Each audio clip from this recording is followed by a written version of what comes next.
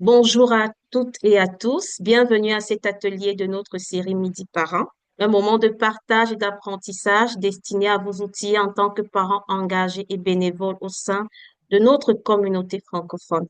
Je me présente, je suis Henriette Gladys Bohème et je suis parent bénévole au sein de Parents Partenaires en éducation. Merci, chers parents, d'avoir pris de votre temps ce midi pour être avec nous. Un grand merci également à notre bailleur de fonds, le PAFO, Programme d'appui à la francophonie ontarienne, qui a permis la réalisation de cette série d'ateliers. Avant de commencer, je voudrais effectuer une reconnaissance des territoires. Une reconnaissance des territoires. Oui, même si nous nous rencontrons sur une plateforme virtuelle, nous voulons d'abord reconnaître que le siège social de PPE à Ottawa est situé sur le territoire traditionnel des nations algonquines, Anishinaabe et Mohawk, présentes en ces lieux depuis des temps immémoriaux et y demeurant encore aujourd'hui. Nous tenons à souligner que notre travail ainsi que le travail de nos partenaires provinciaux s'effectue sur des territoires ancestraux autochtones où 46 traités et autres accords ont été décidés. Nous sommes honorés d'être capables de vivre et de travailler sur ces territoires connus aujourd'hui comme l'Ontario. Nous remercions les Premières Nations, les Métis, les Inuits pour leur dévouement à ces territoires et nous affirmons notre engagement, notre solidarité et notre responsabilité envers l'amélioration des relations avec ceux-ci. J'aimerais aussi rappeler la mission de parents partenaires en éducation.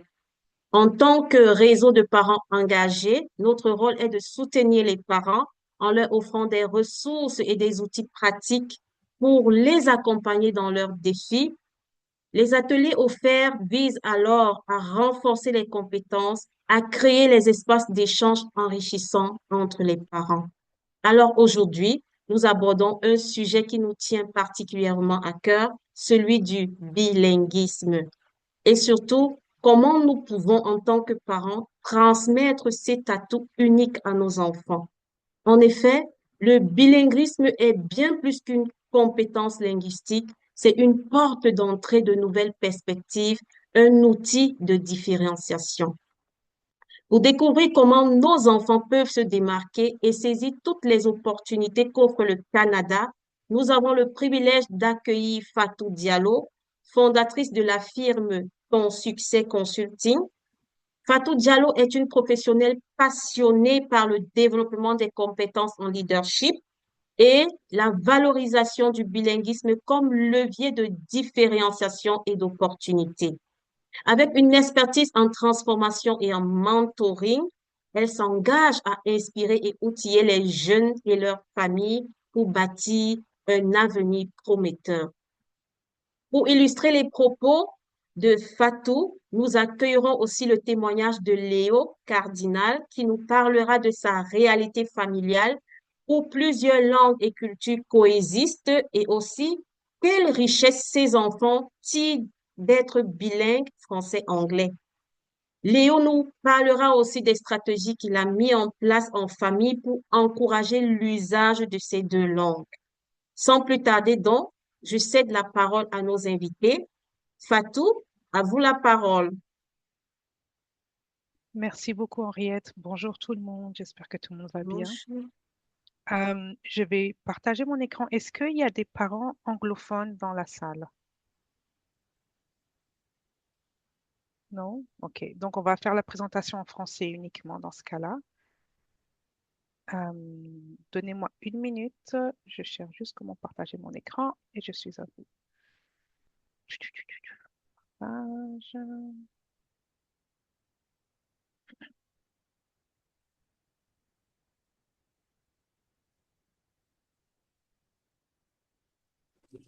OK. Est-ce que vous voyez le bon écran? Voilà. Une minute, désolé. Pardon.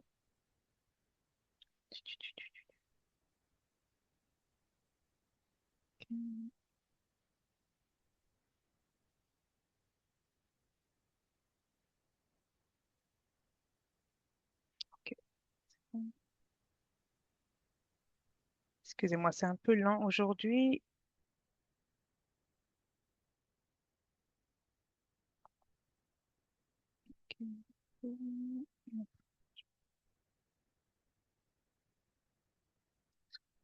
Voilà.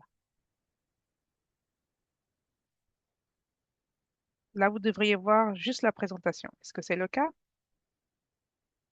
Oui? OK, parfait. OK, merci à tous. Donc, on va commencer la présentation et la discussion autour de le bilinguisme à la maison, une richesse pour la vie. Si vous avez des questions, n'hésitez pas à les mettre dans les chats de lever votre main. J'aurai quelques interactions avec vous pendant la présentation, mais tout au long, vous n'hésitez pas à m'interrompre et à poser des questions. Donc, on parle de comment offrir à vos enfants un avenir multilingue, sans stress et avec des astuces simples. Donc, ce que nous allons explorer aujourd'hui. Donc, on va parler de comprendre les bénéfices du bilinguisme, les challenges, on va en parler aussi, et puis des stratégies simples pour intégrer le bilinguisme dans votre quotidien. Donc, je vais me présenter un petit peu et parler un petit peu de mon expérience en tant que bilingue. Donc, je parle franglais. C'est un mélange de français et d'anglais que j'adore. J'adore mélanger les deux. Je vais vous expliquer un petit peu pourquoi. Donc, je suis multiculturelle et multilinguiste. Ma langue maternelle est le français. Je suis née en France et mes parents ont immigré en France dans les années 70-80. Ils viennent de la Guinée. Je suis une enfant de la diaspora, comme on dit. Et puis moi-même, j'ai immigré au Canada il y a plus de 14 ans maintenant. Donc, mes parents ont essayé très longtemps de m'apprendre ma langue d'origine, qui est le Fulani, très fréquemment à la maison. Du coup, je le comprends très bien. Je le parle maintenant, mais c'était un peu plus difficile dans mon enfance. Euh, et pourtant, mes parents ont rusé de plein d'astuces. C'est donner de l'argent, refus de nous répondre si on répondait en français, euh, donner des repas que dans notre langue. Donc, ils ont essayé plein d'astuces, mais ils ont continué à quand même nous parler dans la langue de notre pays pour qu'on puisse avoir ce mélange de français et de fulani tout au long de notre vie. Donc, comme tout Français, j'ai appris l'anglais de base à l'école, mais j'ai fini l'université avec un niveau vraiment bas, manque de pratique, manque de volonté. Et puis, en tant que dyslexique, l'apprentissage de plusieurs langues en même temps a été vraiment compliqué pour moi dans ma jeunesse. Donc, par exemple, je vais vous dire, j'ai fait 9 ans d'allemand et 9 ans d'arabe, mais juste avant l'âge de 15 ans, mais je ne pourrais pas tenir une conversation today dans aucune des deux langues, par exemple. Donc, quand nous avons immigré au Canada avec mon mari, c'est là où nous avons décidé d'aller en totale immersion à Toronto pour apprendre l'anglais, pour se développer rapidement en anglais. Donc, mon niveau d'anglais s'est amélioré très rapidement. En moins de 2 ans, on était devenu bilingue avec mon mari. Et c'est aussi là où on a compris la valeur ajoutée d'avoir cette deuxième langue, d'être bilingue au Canada. Donc, toute mon expérience en tant qu'adulte et neurodiverse pour apprendre une nouvelle langue m'a inspiré à créer plus tard dans la compagnie pour laquelle je travaille aujourd'hui ce qu'on appelle le French Club ou le French Network, qui met en relation des employés francophones avec des employés qui veulent apprendre l'anglais pour créer un environnement non formel où on va pouvoir networker et en même temps créer des affinités, mais en même temps développer son français. Donc aujourd'hui, comme je disais tout à l'heure, je parle franglais parce qu'avec ma dyslexie, je me suis rendu compte que c'est très compliqué. Il y a des mots en français qui sont très compliqués à prononcer pour moi ou des mots en anglais aussi qui sont très compliqués. Donc je mélange souvent les deux langues dans une phrase. Ça perturbe certaines personnes, mais en même temps, c'est comme ça que je l'ai appris. Mais le plus important pour moi, c'est que je dois travailler mon anglais perpétuellement. Donc, par exemple, comme je dis, j'ai développé mon anglais, je l'ai appris, mais ça n'empêche qu'aujourd'hui, si je fais une semaine sans parler l'anglais, mon anglais va diminuer. Donc, c'est un travail continuel à faire et on va en voir pendant la présentation. C'est vraiment un advice vous voyez, franglais, une recommandation qui est démontrée par beaucoup de chercheurs qu'il faut vraiment continuez à parler la langue qui n'est pas forcément votre langue de maternelle. Euh, oui, donc c'est tout pour moi. On va aller sur la prochaine page. Donc, comme on disait tout à l'heure, une richesse très tôt dans la vie. Donc, très tôt, si l'enfant apprend le français, ça va être une richesse très, très tôt pour eux. Donc, je vais vous donner quelques statistiques un petit peu. Donc, environ 25% des familles en Ontario utilisent plusieurs langues à la maison. Donc, quand on parle de bilinguisme au Canada, on parle de français et anglais, mais il faut se rappeler que beaucoup de personnes sont immigrantes au Canada et parlent d'autres langues que juste le français ou l'anglais à la maison. Les enfants bilingues développent une meilleure capacité cognitive et sociale. 50% ont plus de chances de développer une meilleure flexibilité cognitive que des enfants qui ne sont pas bilingues. Mais aussi, ça leur permet de développer une expérience et une belle résilience dans la vie pour plus tard. Ce qui est aussi important de noter, c'est qu'avant l'âge de 7 ans, euh, si un enfant développe l'apprentissage d'une autre langue ou bien même juste par l'écoute, sa facilité de maîtriser cette langue-là plus tard dans sa vie est plus importante. Donc, ensuite, être bilingue français-anglais peut augmenter la chance d'emploi de 15 à 20% selon le gouvernement fédéral. En 2021, par exemple, environ 20% des ménages en Ontario étaient bilingues, c'est-à-dire qu'ils utilisaient les deux langues à la maison, d'après Statistique Canada. Donc, si on parle de 30%, il y a 30% de chances de plus d'accéder à des postes de leadership et des opportunités internationales si vous êtes bilingue, en plus de si vous avez vous êtes monolingue.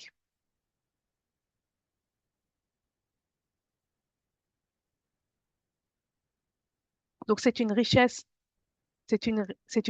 très tôt dans la vie, mais c'est une richesse pour la vie. Donc, on va parler des avantages pour les enfants. Les avantages, on parle d'avantages cognitifs. Donc, on parle d'améliorer la mémoire, l'attention et la flexibilité mentale. On parle de retard.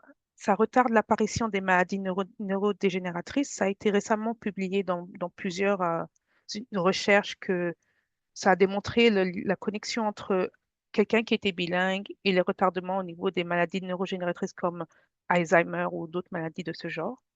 La résolution de problèmes et de penser de manière plus critique. Donc, des études montrent que les personnes bilingues développent une plus grande flexibilité mentale. Par exemple, des recherches à l'Université de York indiquent que les enfants bilingues surpassent leurs pairs monolingues dans les tâches nécessitant des contrôles cognitifs. Il y a aussi des avantages académiques et professionnels dont on a donné certaines statistiques juste avant. Donc, une meilleure performance scolaire, surtout en lecture et en mathématiques. Plus d'opportunités professionnelles dans un monde globalisé. Et puis, la capacité d'apprendre d'autres langues plus facilement. Les avantages académiques sont démontrés par des recherches à l'Université de Cambridge, par exemple, où ça démontrait justement que souvent les meilleures notes en lecture et en résolution de problèmes mathématiques viennent des enfants qui sont plus bilingues. Quand on parle d'avantages culturels et sociaux, donc une meilleure ouverture d'esprit et tolérance, puisqu'on apprend plusieurs cultures en même temps, facilité à naviguer entre différentes cultures et une connexion plus profonde avec les racines familiales. Des avantages pour l'identité et la communication. Donc là, on parle vraiment d'identité riche et multiculturelle, communication avec les membres de la famille. Donc, par exemple, là, on parlerait vraiment des enfants qui sont multilingues. Ça augmente aussi la confiance en soi dans un environnement international.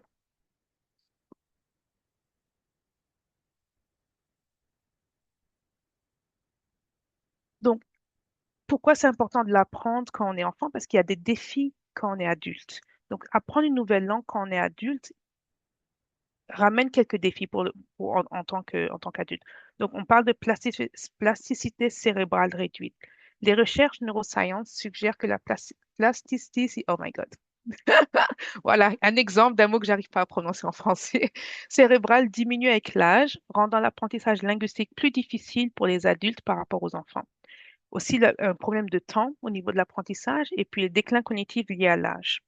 Donc, les obstacles courants qu'on entend souvent chez les adultes, c'est la peur de faire des erreurs. Quand on est enfant, on n'a pas peur de faire des erreurs, mais quand on est adulte, on a peur et du coup, on n'ose pas parler, on n'ose pas, même si on connaît, on n'ose pas forcément s'exprimer. Manque de temps, manque de motivation et accès limité aux ressources. Mais malgré ces défis, il est important de noter que de nombreux adultes réussissent à apprendre des nouvelles langues en adoptant des stratégies adaptées, en maintenant une pratique régulière et en restant motivés. Donc, comme je l'ai dit dans mon entrée, je suis neurodiverse et donc je voulais faire un petit clin d'œil aux défis que les enfants neurodiverses pourraient rencontrer dans l'apprentissage d'une deuxième langue. Donc, c'est une slide très rapide là-dessus. Mais on parle de charges cognitives plus importantes. Une solution par rapport à ça, ce serait vraiment de ramener des comptines d'apprendre la langue avec des jeux et une routine quotidienne dans les deux langues, vraiment structurée un peu plus pour les enfants neurodiverses pour les aider justement à bien distinguer entre les deux langues et à quel moment il faut s'exprimer entre les deux langues. Problème de prononciation, comme vous venez de le voir avec moi, et de fluidité. Donc, solution, utiliser des supports visuels et privilégier l'apprentissage par le jeu. Et confusion entre les langues. Donc, on parle le français à la maison et l'anglais à l'école, par exemple. Ça va faire des enfants qui vont parler le franglais le plus souvent aussi. Donc, faut bien faire attention à ça et adapter des solutions à vos enfants. Donc, les principaux défis qu'on entend quand on parle de créer un environnement plus bilingue à la maison, j'en ai cité quelques-uns et puis juste après, je vais vous poser la question de quels sont vos propres défis. Mais pour les parents, ce qu'on entend le plus souvent, c'est que la langue maternelle n'est ni le français ni l'anglais. Donc, il y aurait trois langues à apprendre à la maison. Ça peut créer des défis. Comme tout à l'heure, j'ai dit dans les statistiques, 25% des immigrants au Canada parlent une autre langue que le français ou l'anglais à la maison, d'après Statistique Canada. Donc, ça peut créer des barrières linguistiques et manque de confiance. De nombreux parents immigrants ne maîtrisent pas encore l'anglais ou le français, ce qui peut limiter leur capacité à accompagner leur enfant dans leur apprentissage. Si le parent ne parle pas bien la langue d'enseignement, il peut être difficile d'aider leur enfant avec les devoirs ou de comprendre les communications de l'école. Très souvent, c'est un facteur qui favorise le choix de l'école. 35% des parents immigrants au Canada déclarent ne pas se sentir à l'aise pour aider leur enfant avec leurs devoirs en français ou en anglais. Donc, ça peut créer des barrières. Crainte de la perte de la langue maternelle. Donc, si on met un plus gros focus sur une autre langue à la maison, en plus de la langue courante, ben, il y a une crainte que les parents ont une crainte que les enfants vont pas évoluer ou vont pas développer leur langue maternelle. Aussi, il y a une résistance de l'enfant à parler la langue minoritaire. Donc, par exemple, moi, je vous racontais tout à l'heure mon expérience avec le Fulani chez mes parents. Euh, je refusais de le parler. Je le comprenais, je l'entendais, mais je refusais de le parler, par exemple. Donc, il y a une résistance de l'enfant. L'enfant va, même si vous lui parlez dans une certaine langue, il va essayer de vous répondre dans la langue où il est le plus confortable. Puis, il y a les pressions sociales et jugements extérieurs. Donc, là, on parle de tout ce qui est pression par rapport aux familles, aux amis, aux enseignants, qui peuvent décourager l'apprentissage de plusieurs langues. Certains parents se sentent jugés lorsqu'ils parlent leur langue maternelle aussi, par exemple. Un manque de ressources adaptées, difficile de trouver des livres, des jeux, des médias dans chaque langue parlée à la maison. Et puis, derrière, ce qui est important, c'est de maintenir la motivation et la cohérence. Donc là aussi, c'est un défi pour les parents, difficile pour les parents de toujours parler une seule langue avec l'enfant. Il y a une fatigue et une routine quotidienne qui peuvent limiter l'exposition de certaines langues. Donc, quand on parle des défis pour les enfants, donc c'est un peu similaire de ceux des parents. Présence d'une langue autre que le français ou l'anglais à la maison. Donc, les enfants, surtout les enfants issus de parents de l'immigration, ils vont peut-être avoir trois langues à la maison. Et donc, il y a ce défi-là constant de jongler entre les deux. Confusion et mélange des langues. L'enfant peut mélanger plusieurs langues dans une même phrase. Il peut prendre plus de temps à bien structurer ses phrases en même temps. Il y a les préjugés et identité culturelle. Certains enfants bilingues peuvent faire face à des stéréotypes ou à une pression pour abandonner leur langue maternelle en faveur de l'anglais ou du français. Exemple, une étude menée en Ontario a relevé que près de 40% des adolescents bilingues ont déjà ressenti une pression pour choisir une langue dominante. La difficulté à équilibrer les langues dans un environnement unilingue. Donc, si l'enfant évolue principalement dans une langue, école et famille, donc en français ou en anglais, il risque de délaisser la langue minoritaire, qui est le français ou l'anglais, parce que ben, c'est juste plus facile de parler dans la langue dans laquelle tu évolues non-stop et tous les jours. Donc, trouver des opportunités de pratique de la langue à la maison dont on va parler tout à l'heure est essentiel pour justement aider à faire un petit peu cette balance. Et puis, la gestion des émotions identiques. L'enfant peut ressentir une pression à s'intégrer et à délaisser une langue familiale et il peut jongler entre plusieurs identités culturelles qui peut être frustrant sur le long terme. Donc là, la question est pour vous. Quels sont vos principaux défis pour encourager le bilinguisme à la maison? Vous pouvez utiliser le chat ou bien prendre le micro.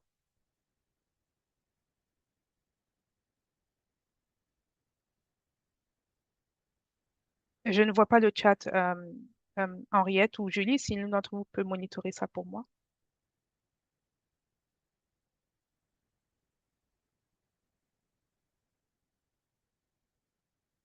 Bonjour. Oh, quelqu'un a lavé leurs mains. Alimatou? Oui, Je pense que moi, les principaux défis, c'est que j'ai comme une facilité. Quand l'enfant me parle en français, je vais immédiatement répondre en français. Fait que je pense que c'est comme une paresse. Je me dis parfois, c'est plus compliqué de l'autre bord. Tu dois lui dire qu'est-ce que ça signifie. Je pense que les défis, c'est plus moi parce que je comprends ce qu'il parle, puis j'ai tendance à répondre rapidement. Avec la langue qu'il a utilisée. Je pense que surtout le faire aimer aussi, parce que moi, c'est pas plus le français ou l'anglais, c'est plus ma langue maternelle. Et il trouve bizarre, c'est des sons qu'il n'entend pas souvent. Fait que quand je lui parle, il est comme, c'est bizarre ça, ou c'est compliqué, ou il rit sur certaines expressions. Fait que pour moi, c'est déjà lui faire aimer la langue et après l'habituer au son. Et surtout, parce que pour lui, apprendre une autre langue qui n'est ni français ni l'anglais, c'est comme être encore un peu plus différent. Fait que je pense que c'est un peu le challenge de lui dire, oui, c'est toujours positif d'apprendre une nouvelle langue.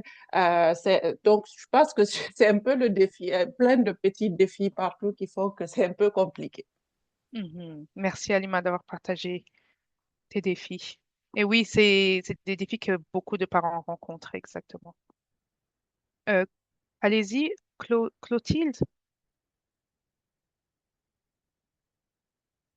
Oui, bonjour. Bonjour. Mon défi, c'est pouvoir transmettre la langue maternelle. J'ai pas commencé tôt, j'ai commencé avec le français. Et après, je me suis rendu compte que quand je lui parle ma langue maternelle, il comprend, mais il a des difficultés à parler. Et aussi, Mhm. en anglais, je manque des mots pour rapidement lui exprimer ce que je veux. Donc, c'est un peu difficile quand même. C'est ça. Merci de partager, Claudine. Exactement. Ça, tout à l'heure, j'ai vraiment été transparente en racontant mon histoire en tant qu'enfant de parents immigrants en France. Et ça a été le défi de mes parents toute leur vie. Mais aujourd'hui, je parle la langue. Donc, c'est très important, même juste l'écoute et de continuer à parler à son enfant dans sa langue. Il retient les mots, il entend les mots, il les comprend. Après, il va les sortir quand il sera prêt. Mais mesure, c'est vraiment toutes les recherches ont démontré, c'est le temps et c'est le, euh, l'exposition à la langue à longueur de temps qui va aider l'enfant à pouvoir l'utiliser plus tard. Ok. S'il n'y a pas d'autres mains levées ou de questions dans le chat, on peut avancer. Ok. Donc là, je vais vous donner l'exemple de l'histoire de Maria. Donc, c'est aussi une maman qui, un peu comme vous et moi, qui a immigré au Canada, qui arrive au Canada depuis le Brésil avec son fils de 4 ans. Donc, à la maison, elle parlait le portugais, mais dès qu'il a commencé la maternelle en français, elle a eu peur qu'il oublie sa langue maternelle. Donc, elle a décidé d'adopter une approche ludique. Elle a instauré des journées portugaises à la maison, où ils regardaient des dessins animés et lisaient ensemble en portugais uniquement. Elle a impliqué ses propres parents en appel vidéo pour garder un lien avec la famille, mais aussi pratiquer le portugais euh, direct. Elle a utilisé des livres bilingues et des jeux interactifs pour rendre l'apprentissage naturel. Aujourd'hui, son fils a 10 ans, parle couramment les 3 langues, a une forte confiance en son identité culturelle. Maria a aussi appris elle-même des bases de français et d'anglais pour mieux suivre sa scolarité. Et elle dit souvent maintenant, je ne voulais pas choisir entre deux mondes. Maintenant, mon fils a la meilleure des deux. Donc, elle a mis des astuces comme journée portugaise ou bien euh, le support de sa communauté, donc de ses parents, entre autres, pour aider justement dans le développement de la langue portugaise, pour faire une petite balance entre sa langue maternelle et la langue que l'enfant apprend à l'école. Une autre histoire, c'est une discussion entre un parent et un pédiatre. Donc là, c'est un peu pour parler des défis que certains parents rencontrent, surtout certains parents immigrants, quand il s'agit du développement de la langue, de parler plusieurs langues à la maison. Donc le parent va voir le docteur et dit, ma fille a du mal à parler, on ne comprend presque rien, l'enfant a 2 ans. Et pourtant, elle essaye vraiment, qu'est-ce qui ne va pas? Donc le docteur demande, la première question que le docteur demande, c'est combien de langues parlez-vous à la maison? Donc le parent dit 3 langues, français, anglais et fulani. Et le docteur répond, bah, c'est normal, vous utilisez 3 langues sans structure, vous les mélangez, donc votre enfant est confus, ce qui peut ralentir son développement linguistique. Le parent est un peu confus, dit, ah bon? Idéalement, le docteur précise que idéalement, chaque parent devrait parler une seule langue distingue avec l'enfant. Donc, par exemple, le français avec maman, l'anglais avec papa ou la troisième langue avec papa, pour qu'il associe chaque langue à une personne spécifique ou à un moment spécifique.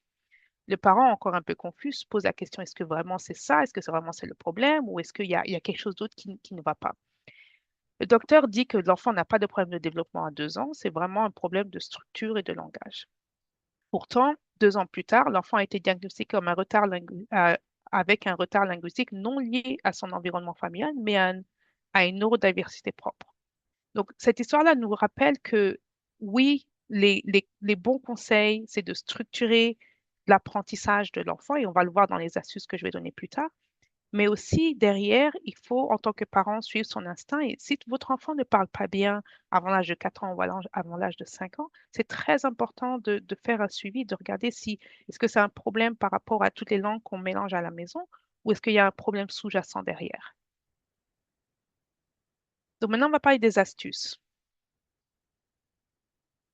Donc, stratégie 1, créer une routine linguistique par tous les moyens, directs ou indirects, visuels ou non ou audibles, toujours adaptés aux besoins de votre famille et aux besoins de vos enfants.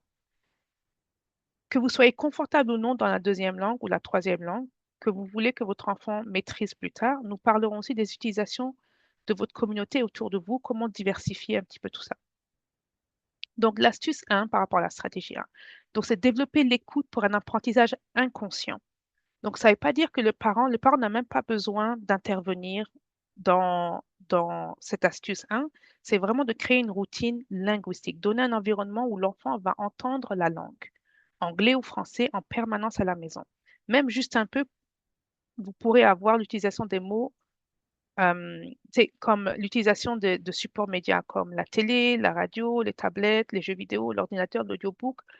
C'est des conseils que vous pouvez associer à une langue à un moment précis. Donc, l'anglais le matin, le français le soir, ou bien les jours de la semaine versus le week-end. Mais c'est important de donner la capacité à l'enfant de pouvoir entendre la seconde langue de façon spontanée, de façon naturelle à la maison. Donc, moi, je dis souvent aux gens qui m'approchent, mettez la télé de vos enfants en anglais. Si vous parlez français à la maison, votre enfant va dans une école francophone et il n'est pas forcément exposé à longueur de temps à l'anglais, ben exposez-le à la maison indirectement sans que vous ayez besoin de savoir parler forcément l'anglais. L'enfant va apprendre, l'enfant va comprendre très rapidement, il va développer sa capacité d'écoute aussi et le vocabulaire associé à ça. Donc, le pro pour ça, donc les parents n'ont pas besoin d'être à l'aise dans la langue. L'enseignement inconscient, c'est un enseignement inconscient sur le long terme. Les contres, l'enfant peut répondre dans sa langue dominante au début, ce qui est correct. Mais il y a un risque de dépendance aux écrans, mais bon, on sait tous que faut qu'on arrive à encadrer ça. Certains enfants peuvent montrer de la résistance s'ils ne comprennent pas au début. Donc, j'entends souvent des parents qui me disent, oui, j'essaye la télé, mais ils ne comprennent pas, donc ils ne veulent pas la regarder dans la langue. Mais c'est à force qu'ils s'habituent et puis mais des choses qu'ils aiment, ou même des choses qu'ils ont déjà regardées et demandez-leur de regarder dans l'autre langue. À force qu'ils s'habituent, ça va devenir complètement naturel pour eux de regarder la télé ou de jouer aux jeux vidéo ou d'avoir même un ordinateur en anglais, par exemple, si on parle d'évolution en anglais. L'astuce numéro 2, ce serait la lecture, autour de la lecture. Donc, on sait tous que la lecture aide à développer le vocabulaire et aide à développer la grammaire, que ce soit en français, que ce soit en anglais. Ce que moi, je vous propose ici, c'est quand votre enfant lit un livre en français, de lui proposer exactement le même livre en anglais. Ça va permettre de développer son vocabulaire dans les deux langues. Et puis, comme il a lu dans sa langue dominante, qui est le français ou l'anglais, dépendamment, dans sa langue dominante, il connaît déjà l'histoire. Donc, la lire dans une autre langue va lui permettre d'associer des mots à l'histoire qu'il a déjà connue ou qu'il a déjà. Ça peut être des petits livres, hein. On parle pour les plus jeunes de livres d'images. Il y a une livre d'images avec un mot en dessous, rien de plus que ça. Pour les plus grands, les adolescents, par exemple, moi, ma fille qui a 13 ans, je lui achète le même livre en français et en anglais. Et je lui demande de lire les deux. Quand elle a fini le français, ben, elle lit l'anglais. Comme ça permet de balancer, de développer son vocabulaire en anglais en même temps. Et c'est un support aussi pour l'école derrière. Oups. Allô? Vous me voyez toujours? C'est perdu. Non. Allô? Oui, on Oui, Oui, t'entend. allô? oui, oui, oui, on te voit. On te voit. Allô? Allô? Oui, c'est bon. Est-ce que vous C'est bon, m'entendez? Fatou. Oui. Tu peux continuer ta présentation. Nous t'écoutons très bien. Allô? Allô, Fatou? Allô? Oui, allô?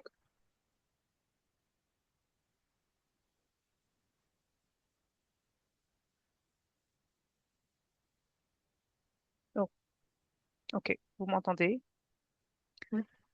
Excusez-moi, j'ai un problème de connexion. Je ne vois plus rien, je n'entends plus rien. Donnez-moi une minute, je vais juste essayer de fixer ça. C'est correct, C'est Fatou. pas le bonjour, hein? Ok, ok. Donc, si vous m'entendez toujours, on va continuer. Donc, on était sur l'astuce 2. Donc, comme je disais, vraiment essayer de développer ça. Donc, conseil, acheter, prendre en librairie, échanger aussi avec d'autres enfants. Donc, il y a un système de échange qui est super intéressant, surtout avec des enfants qui sont de langue minoritaire que vous voulez enseigner votre enfant. Il y en a toujours dans votre environnement. C'est d'échanger les livres, en fait, entre les enfants. Ça permet une meilleure communication et en même temps, ça permet de développer une communauté d'échange et d'entraide entre enfants. Donc, si on va sur l'astuce 3, donc, utiliser les activités extrascolaires comme source d'exposition à la langue minoritaire. Donc, même si l'enfant ne va pas forcément comprendre tout, mais il va comprendre une grosse majorité. En général, les enseignants dans des écoles, ils prennent le temps pour les enfants, par exemple, qui ne sont pas forcément anglophones, de réexpliquer les choses. Et puis, les enfants imitent. Donc, ils vont voir les instructions, ils vont voir les autres enfants le faire, ils vont faire la même chose. Donc, ça aide et au fur et à mesure, ils vont développer leur vocabulaire, ils vont dire, oh, OK, quand on dit ça, ça veut dire ça. Donc, ça aide à développer aussi de façon non formelle, de façon plus ludique. Et en même temps, ça développe l'écoute, mais ça développe aussi le vocabulaire derrière. OK. Donc, la dernière astuce pour aujourd'hui, ce serait l'astuce de Maria, en fait, de créer une journée culture spéciale dans votre langue maternelle. Donc là, on parle de comment favoriser le développement de votre langue maternelle, que ce soit le français, l'anglais ou une autre langue. Parlez-la tous les jours. Une langue avec papa, une langue avec maman, technique qui marche. Donc, c'est une technique que les docteurs, les neuroscience experts conseillent et recommandent quand on peut le faire. C'est pas évident. Personnellement, je n'y arrive pas avec mes enfants, mais ça marche et ça aide les enfants. Ça aide à structurer un peu plus la façon de l'apprentissage. Mais quand ce n'est pas possible, l'essentiel est que l'enfant développe son exposition à la langue, à la deuxième langue, sa capacité d'écoute et son vocabulaire. Et le reste viendra après. Le dimanche, mettez l'accent, par exemple, sur vos traditions uniques, un déjeuner spécial de votre pays d'origine, avec une discussion exclusivement dans la langue maternelle. Donc ça, mes parents essaient de le faire et du coup, personne ne parlait à table.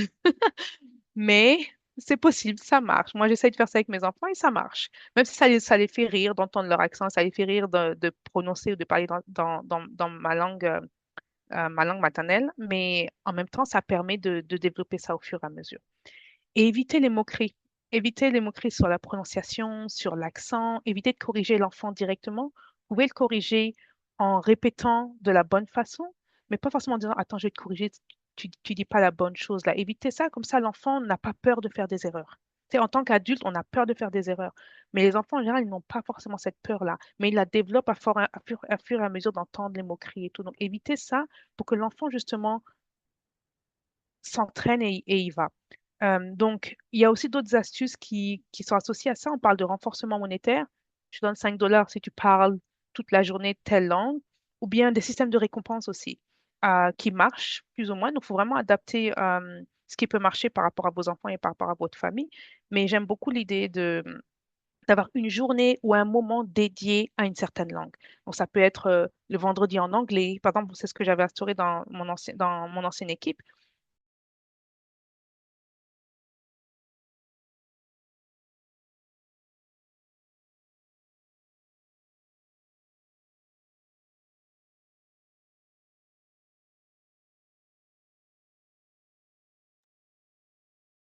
Il paraît qu'on a perdu Fatou. Je crois que c'est ça. Moi, On de l'a mon perdu. côté, sa connexion, comme je la voyais plus, mais je l'entendais très bien. Donc, Oui, oui, oui.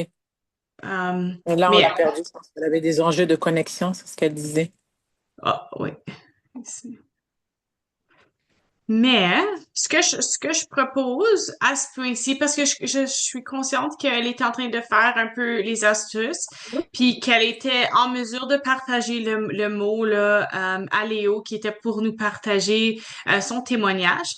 Donc, à ce point-ci, Léo, si tu veux prendre la parole, si tu es à l'aise avec ça, on pourrait procéder de cette façon. Puis, il se peut que Fatou nous rejoigne. Je garderai un œil sur les participants qui entrent. Et puis, si oui, on pourra lui redonner la parole pour conclure, là, si elle a des mots. Donc, à toi, Super, Léo. oui. Bonjour tout le monde, je suis Léo Cardinal. Je viens de Sudbury, originalement, au nord de l'Ontario. Et puis, on a déménagé à Ottawa quand j'étais adolescent. Mon père travaillait avec les ventes des pages jaunes, si vous vous rappelez de ce livre qui existe encore, mais plus autant utilisé depuis que Google est venu, tellement populaire. Mais j'ai vécu à Montréal une année dans ma jeunesse, puis on est retourné à Sudbury, puis là, on a fini par s'installer à Ottawa, ça fait quelques décennies. Alors, quand j'ai déménagé ici, j'ai tombé en amour avec une jeune femme asiatique. Elle et sa famille avaient déménagé du Taïwan et c'est compris que leur langue maternelle à la maison, c'est le mandarin. Et puis, on s'est mariés, on a eu des enfants ensemble, puis on a décidé qu'on aimerait que nos enfants aillent à l'école en français pour être capable de prendre avantage du bilinguisme d'Ottawa, de l'Ontario, du Canada, mais aussi qui prendraient des cours à l'école chinoise les samedis. Et de mon bord, j'avais même pris des cours d'université pour apprendre le mandarin. Alors, je pouvais engager avec mon épouse, ses parents, puis là, nos enfants. Ses parents ont fini par déménager avec nous aussi. Alors, donc, dans notre maison, c'est multigénérationnel, puis c'est trilingue, comme Fatou indiquait que des fois, c'est ça qui arrive avec les immigrés, puis c'est exactement ça dans notre famille. Mais on se comprend que l'anglais, ça allait s'apprendre presque tout seul, avec peu de motivation pour nos enfants, mais que le français, il faudrait qu'on travaille, tu sais, pour les encourager à le développer, puis à l'enrichir. Mais, et le mandarin encore plus, parce que mes beaux-parents connaissaient un peu d'anglais, moyennement de l'anglais, aucun français. Et puis, ça venu vraiment comme intéressant. On a fait venir une gardienne des Philippines pour aider à nous garder, puis elle parlait l'anglais, puis le tagalog. Alors, il y avait beaucoup de langues qui se parlaient chez nous, on se dirait comme assez diverses. Mais éventuellement, avec nos enfants qui ont pris l'école élémentaire en français, ça a débuté leur cheminement. Puis c'était important pour nous autres parce que non seulement que avoir les faits saillants, comme Fatou avait indiqué pour la langue française, le bilinguisme, c'était qu'il y a l'aspect culturel. Alors moi et ma famille, j'ai plusieurs cousins, des oncles, des tantes, puis le bord de mon père et de ma mère. Alors on se parle primordialement en français quand on se rassemble.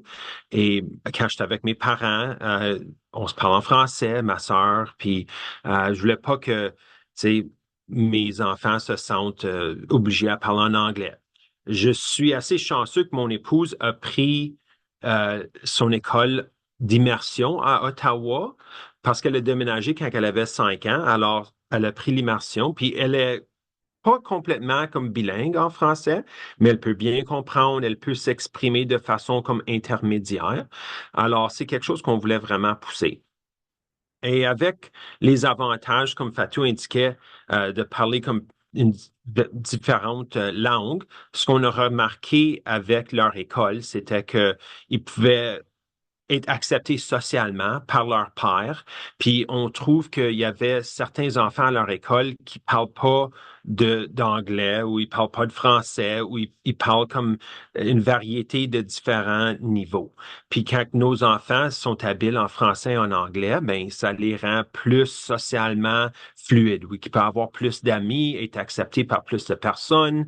Et c'est un avantage qui, bien sûr, ça l'aide avec avec leur jeunesse, leur bonheur. À l'extérieur de ça, Fatou mentionnait avec comme les activités extracurriculaires, comme moi j'aime être entraîneur de leur équipe de baseball, de soccer, des activités de sport, là. Et puis quand on fait ces activités-là, je fais un effort de parler en français. Parce qu'à Ottawa, au moins, je m'imagine à d'autres parties de l'Ontario, les enfants apprennent le français à un certain pourcentage de leur cours. Alors, si moi, je leur parle comme entraîneur du baseball en français ou du hockey, ça les rend comme un peu plus confortables à s'exprimer en français avec moi si c'est leur langue primaire ou si c'est leur deuxième langue, ils sont un peu confiants à essayer des mots qu'ils n'auraient jamais appris en regardant, tu sais, la télévision en anglais, puis avoir des entraîneurs juste anglophones.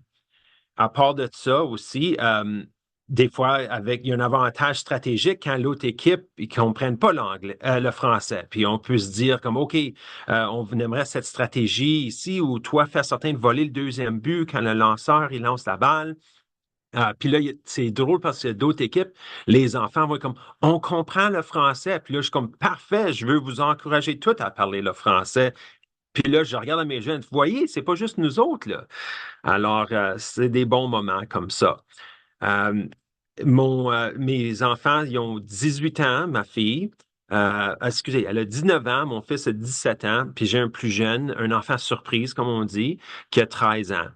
Et puis, ma fille, elle, est dans son post-secondaire, puis elle remarque comment avoir eu une éducation en français, puis avoir comme l'habileté bilingue, lui a vraiment permis d'étudier en différentes langues.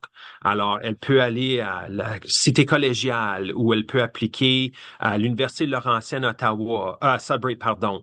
Alors, elle a beaucoup plus de choix à où faire son post-secondaire que si elle était juste anglophone. En plus de ça, à l'Université d'Ottawa, comme exemple, tu peux prendre tes cours en français et en anglais. Alors, tu peux vraiment jouer avec ton horaire pour avoir des journées libres, puis travailler ou faire du ski, des choses qui t'intéressent dans ta vie personnelle. Ou ce que ceux qui sont anglophones, on va dire, ou unilingues, ben, leurs cours sont limités à la langue qui leur est propice pour leur académique. Mais mes enfants, ils ont cette flexibilité-là. Puis avec le bilinguisme, comme vous pouvez voir, je suis en uniforme, je suis au travail, puis on est au centre 911 d'ambulance à Ottawa, et puis nos emplois, ils doivent être bilingues. Et il y a beaucoup de différents postes à travers la ville d'Ottawa où ce que c'est le service à la clientèle d'une façon ou d'une autre. Et il faut être bilingue. C'est vraiment comme un critère noir et blanc. Si vous l'avez pas, on prend votre résumé et on vous rejette comme candidat. Alors, dans des centres comme le nôtre, ça paye de vraiment bon argent parce que c'est des emplois stressants ou, comme Fatou avait mentionné avec le gouvernement fédéral, c'est souvent des emplois avec des bénéfices, une bonne paye, il y a la sécurité d'emploi, puis juste avoir l'habileté de parler. Oh, excusez, ça c'est l'alarme qui part dans le background, mais ça permet au monde d'avoir un avantage sur les autres candidats qui ont peut-être juste une langue ou qui ont un post-secondaire qui est juste dans une certaine capacité. Continuant sur ça, quand on a des rassemblements de famille, puis mes enfants sont là, puis ils ont des cousins ou cousines qui parlent en anglais, puis moi, je parle à mes enfants en français. Mes autres cousins, cousines, oncles et tantes, je leur réponds toujours en français. C'est un petit peu comme la police francophone chez nous, où ce que je réponds au monde. Puis je sais pas s'il y en a de vous qui connaissent le dicton comme ma tante, mon oncle. Tu sais, on dit tout ça, au moins au nord, quand on parle de un de nos oncles ou nos tantes. Puis c'est comme ma tante Monique ou mon oncle Paul. Puis je leur dis, ben, t'es pas supposé dire le mon oncle ou ma tante. C'est juste quand tu parles de cette personne. Mais si tu leur adresses, tu dirais tante Monique ou oncle Paul. Alors, je joue avec mes enfants de cette façon-là, puis je leur donne des petites récompenses. Là, si jamais ils écoutent, je leur donne une gomme ou je leur donnerais comme quelque chose qu'ils veulent. Si j'avais pris leur téléphone, mais je leur donne leur téléphone, tu sais, pour 15 minutes ou quelque chose. Mais ça a un découlement. Oh, c'est une journée occupée chez nous. Je m'excuse si vous entendez l'alarme, là. Oh non, OK, parfait. Alors, il y a un avantage à la grosse famille qu'on a, qu'ils peuvent se parler. Euh, un des enjeux intéressants qui a développé avec notre famille, c'est que mes enfants sont rendus comme assez vieux, comme adolescents puis adolescentes. Et puis, ils se trouvent des chums ou une blonde, puis ils se trouvent avoir comme le critère que leur chum ou blonde parle le français d'une façon ou d'une autre.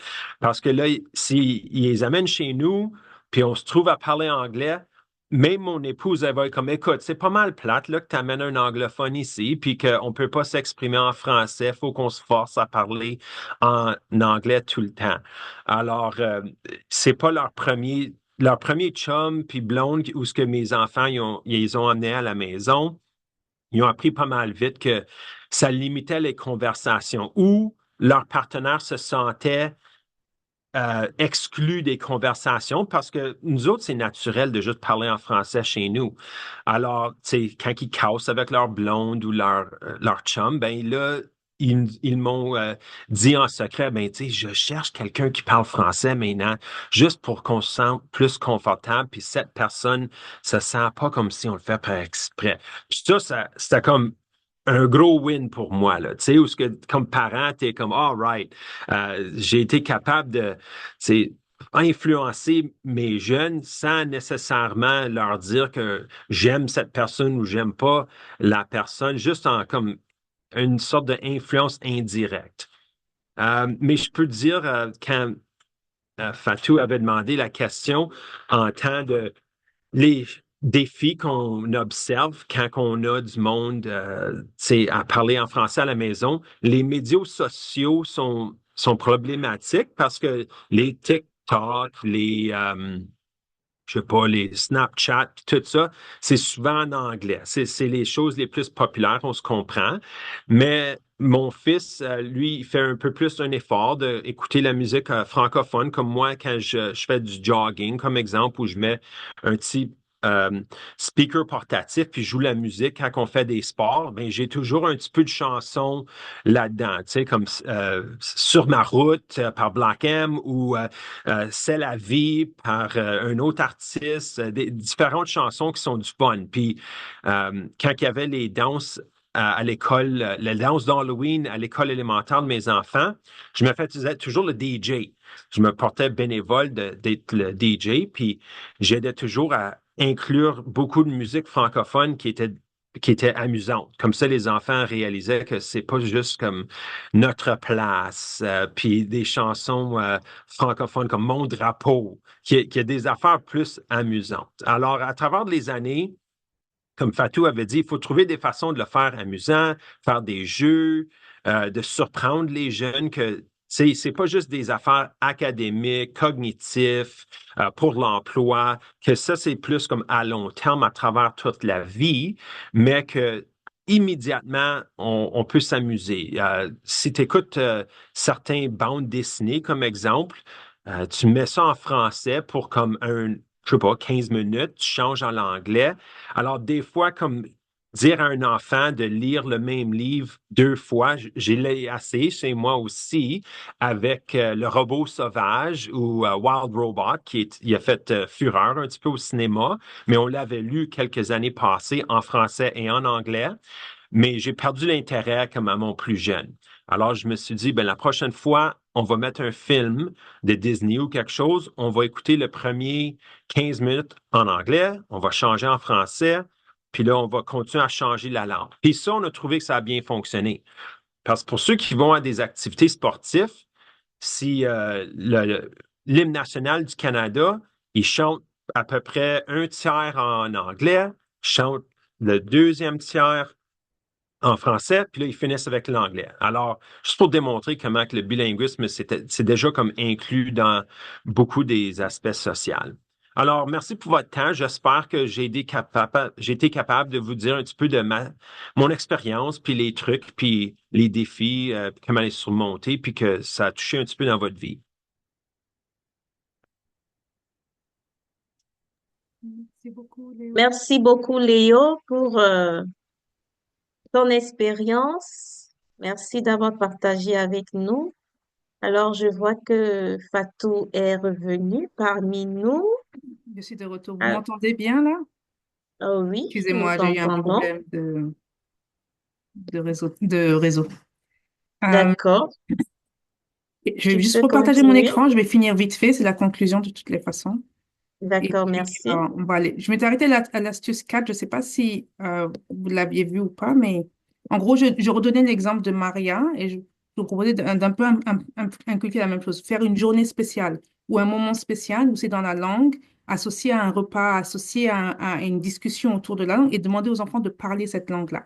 Mais de faire attention aux moqueries, aux prononciations. Tu sais, on se moque souvent de la prononciation ou de l'accent ou de corriger l'enfant directement devant tout le monde. Donc, faut faire très attention à ça parce que ça peut créer des step back, là, comme on dit, ça peut créer que l'enfant va se replier sur lui-même et encore moins parler. Et puis, renforcement monétaire, comme un peu l'a dit tout à l'heure Léo, tu sais, tu proposes un système de récompense parce il a bien fait ou il a bien parlé pendant ce moment-là. Mais j'aime beaucoup l'histoire de Maria où vraiment ramener un moment où vous parlez une certaine langue à la maison. Et surtout pour la langue maternelle, ça, c'est le défi de beaucoup de parents immigrants au Canada, c'est de ne pas perdre leur langue maternelle. Donc, je trouve que ça, c'était un bon moment Chez nous, c'était le dimanche, par exemple, à la maison. Euh, donc, il y aura beaucoup plus de conseils et d'autres outils qui vont être partagés lors de l'atelier en présentiel le 5 avril. Donc, on a un atelier en présentiel le 5 avril à Ottawa. Je vous encourage vraiment à vous inscrire. Les places sont limitées.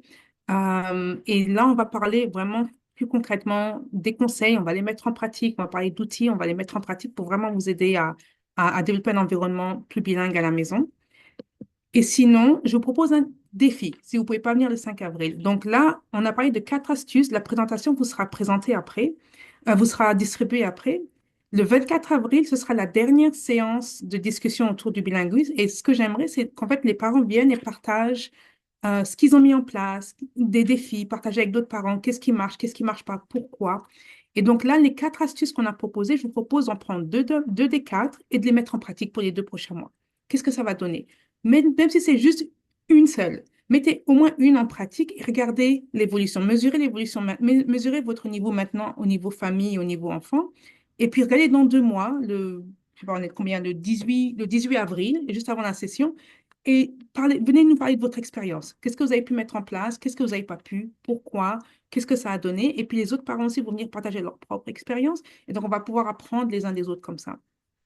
Donc, j'espère que vous serez up pour le challenge et on va pouvoir entendre vos belles histoires le 24 avril. Donc, Léo a déjà parlé. Bon, il m'a devancé dans les slides, c'est pas grave. Donc, à retenir, il faut donner du temps au temps. C'est pas comme ça que l'enfant devient bilingue. C'est pas comme ça que vous créez un environnement bilingue. Ça prend du temps et ça prend de la consistance. Il faut faire la même chose tout le temps, tout le temps, tout le temps pour que l'enfant développe. Mais même quand l'enfant sera adulte, tant que c'est une langue minoritaire, il faut que la pratique vienne pour pouvoir le développer. L'exposition est clé. Donc, l'exposition par l'écoute, par le visuel, par les livres, par l'environnement. Donc, si vous pouvez développer une communauté multilingue autour de vous, ça va beaucoup aider. Par exemple, moi, mes enfants, avec certains de leurs oncles ou de leurs tantes, ils parlent exclusivement le Fulani. Avec d'autres, ils parlent exclusivement l'anglais. Avec d'autres, ils parlent exclusivement le français. Donc, j'essaie de développer un environnement multilingue pour que mes enfants soient un peu plus forcés à parler les langues avec d'autres personnes. Utiliser des systèmes de jeux et de points pour faciliter l'apprentissage. Développement par l'écoute, c'est très important. Encore récemment, je suis en train de faire euh, une certification en neuroscience et en ADHD, coaching for ADHD. Et le développement de l'écoute est primordial dans l'apprentissage de la langue, même pour plus tard. Même si l'enfant ne parle pas maintenant, mais si l'enfant est exposé par l'écoute, plus tard, il va pouvoir le parler très facilement. Établir des liens avec la culture associée à la langue, comme on en a parlé plus tard. Et puis, c'est une valeur ajoutée pour le long terme. Et donc, encore, je répète le message, la pratique continue. C'est vraiment, même si c'est juste un peu, mais il faut que ce soit continu pour vraiment aider dans l'évolution. Donc, je termine par ma cote préférée. Je l'utilise très, très souvent. Je l'ai utilisée quand j'ai créé le French Network, le French Club dans ma compagnie. C'est une citation de Nelson Mandela qui dit, si vous parlez à un homme dans une langue qu'il comprend, cela va à sa tête. Si vous lui parlez dans sa langue, cela va à son cœur. Donc, par exemple, vous allez parler à quelqu'un de francophone ou d'anglophone, parler dans sa langue, vous allez toucher la personne, vous allez créer une meilleure connexion que si vous parlez avec une autre langue. Donc voilà, c'est fini. Merci à tous. Et si vous avez des questions, n'hésitez pas. J'arrête de partager pour qu'on puisse vous voir. Merci beaucoup, Fatou, pour ton expertise et les précieuses stratégies que tu as partagées avec nous aujourd'hui. Un grand merci également à toi, Léo, pour nous avoir partagé ta réalité familiale. Ça a vraiment été très instructif d'en apprendre davantage sur la dynamique dans un foyer et comment vous avez su instaurer l'utilisation des deux langues, le français et l'anglais, comme un levier pour bâtir un avenir prometteur pour vos enfants. Avant de nous quitter, j'aimerais vous inviter à remplir le formulaire d'évaluation qui est dans le clavardoir. Votre rétroaction nous aide à améliorer nos services. Merci encore pour votre présence et votre participation aujourd'hui. À très bientôt pour poursuivre notre beau voyage d'apprentissage et de connexion des midis parents. Bon après-midi à tout le monde.